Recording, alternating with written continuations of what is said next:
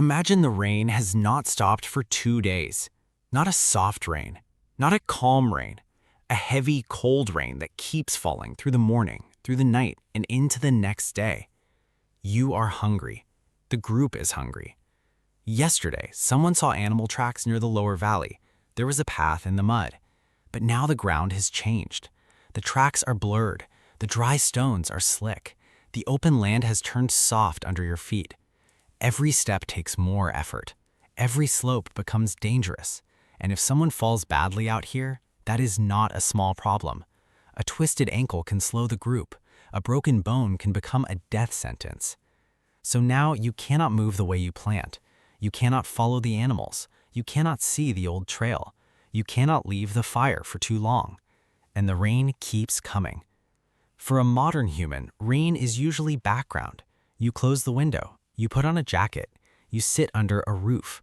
Rain becomes something peaceful, something you watch from the safe side of glass. But for ancient humans, rain did not stay outside. It entered the ground, the skin, the fire, and the decisions of the group. Rain was not just weather, it was pressure. Because a wet body loses warmth faster, a wet camp becomes harder to protect, a wet trail becomes harder to read, and a wet fire becomes harder to keep alive. That was the first danger. Cold. Even in places that weren't frozen, soaked skin and cold nights could become dangerous. Warmth was not a button. Dryness was not a room. There was no roof that made the storm stop mattering. Then came the second danger, water. A small stream could rise. A shallow river could become too strong to cross. A safe sleeping place near low ground could suddenly become the wrong place to be. Rain could push the group higher, deeper, or into a cave they didn't choose. And caves weren't always safe, because humans weren't the only animals looking for shelter. When rain falls for hours, the outside world shrinks. Prey animals move differently. Predators move differently. Small dry places become important to everything that wants to stay alive. Humans, animals, and predators could all end up waiting for the same storm to pass. And in the middle of that pressure, one thing mattered more than almost anything else: the fire. Fire was warmth, light, safety, cooked food, and the thing that made the group feel less exposed. But rain attacked fire quietly. It soaked the wood. It filled the air with damp. It made smoke heavy. It turned dry fuel into a problem. And if the fire weakened at the wrong time, the whole camp changed. The night became colder.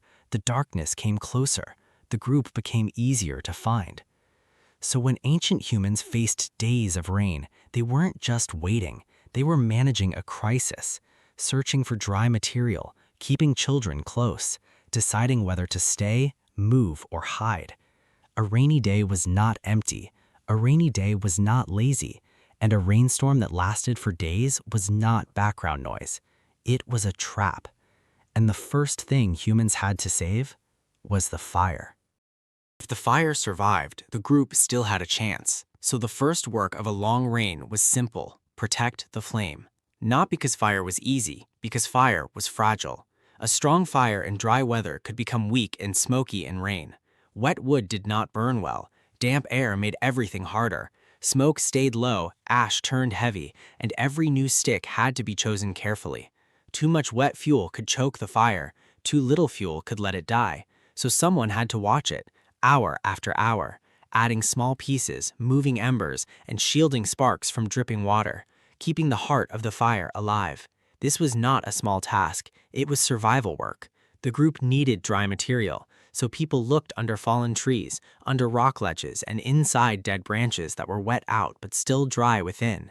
They could split wood open, they could scrape bark, they could gather dry grass from hidden places, they could protect leaves, fibers, and small twigs close to the body. Anything dry became valuable, anything that could catch a spark became important. And if the camp was too exposed, the group had to change the place itself. A hide could block wind, branches could slow rain, stones could protect embers, a rock overhang could become a roof, a cave could become a shelter. But shelter did not mean comfort, it meant less danger. People still had to sit close, children still had to be watched, smoke still had to escape, animals still had to be heard, and the fire still had to breathe. Once the flame was safer, hands started working, because rain kept bodies inside, and inside time became making time. A dull stone could be sharpened, a broken point could be replaced, a spear shaft could be tied again, a torn hide could be scraped, stretched, or patched, a simple shelter could be strengthened, a carrying cord could be twisted tighter. These things did not look dramatic, but they changed the next day. A sharper tool meant a better cut, a stronger cord meant a better trap, a repaired spear meant one more chance in a hunt, a warmer hide meant a child could survive the night. Rainy days were perfect for slow work, not because ancient humans were bored, because some work needs stillness. You do not make a careful tool while running. You do not fix a shelter while chasing animals. You do not teach a child a skill during panic. You do it when the group is stopped, when the rain is outside and the fire is inside. That's when hands finally have time. And this is where rain changed the meaning every day. A storm could trap the group, but it could also gather them around the same light. One person protected the fire, one person fixed a tool, one person watched the children, one person listened toward the dark, one person remembered where dry wood might be found. Everyone had a reason to stay aware, everyone had a reason to help. So ancient humans did not simply wait for the rain to end, they prepared for the world after it, for the first clear morning, for the next track in the mud, for the next hunt, for the next cold night. The rain took away movement, but it gave them time. Time to repair, time to prepare, time to protect what mattered. And as the fire kept burning, something else started to happen around it. People were not only making tools, they were making memory. Because when people are trapped together, they do not stay silent forever. Someone talks, someone listens, someone points to a tool and shows a child how to hold it. Someone explains where the animals were seen yesterday. Someone remembers the river that flooded last season. Someone warns the group about a place where the ground breaks underfoot. This was not small talk. This was survival moving through voices. In clear weather, the body is busy. You walk, you search, you carry, you follow tracks, you keep moving because the world is open. But during long rain, the world becomes smaller. The cave mouth, the rock shelter, the circle around the fire, the faces lit by flame. That smaller world changed what humans could do. They could teach slowly. A child could watch the same motion again and again, how to twist fiber, how to sharpen stone, how to keep smoke out of the eyes, how to know which sound in the dark matters. A lesson learned beside fire could save a life later outside. And then came stories. Stories about animals that moved before storms. Stories about rivers that rose too quickly. Stories about caves that were not safe. Stories about people who didn't listen. A story could carry danger without making a child face it. The child could imagine the predator before seeing it, imagine the flood before standing in it, imagine hunger before the food was gone. That was not wasted time, that was practice inside the mind.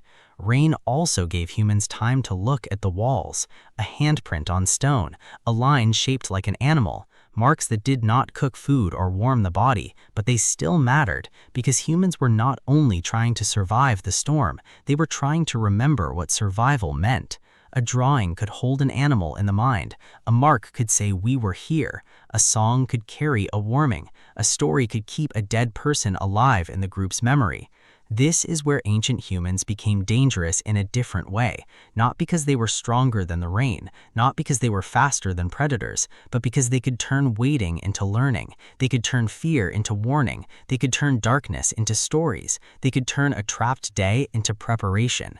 And when the rain finally slowed, the work was not over. The outside world had changed. The ground was soft, tracks were fresh, water had gathered in stone pockets, plants smelled stronger, insects came out, animals moved toward new paths. The group that understood rain could read the world after it. They could step outside and see what others missed, a deep print, a broken trail, a new stream, a place where food had appeared. So rain did not only stop ancient humans, it reset the world. It made some things harder and some things easier. It took away the old plan, but it gave new information. And the humans who survived were the ones who could change with it. They could protect fire, repair tools, teach children, tell stories, read the land again. That is what ancient humans did when it rained for days. They did not relax the way we do. They did not waste the hours. They guarded the flame. They made the next tool. They remembered the last danger. They prepared for the next clear morning. Because for them, rain was never just background noise. It was cold. It was hunger. It was darkness. It was waiting. But around a small fire with wet stone outside and people close together, rain also became something else. Time. Time to learn, time to teach, time to remember, time to become more human. The storm trapped them, but it also gathered them.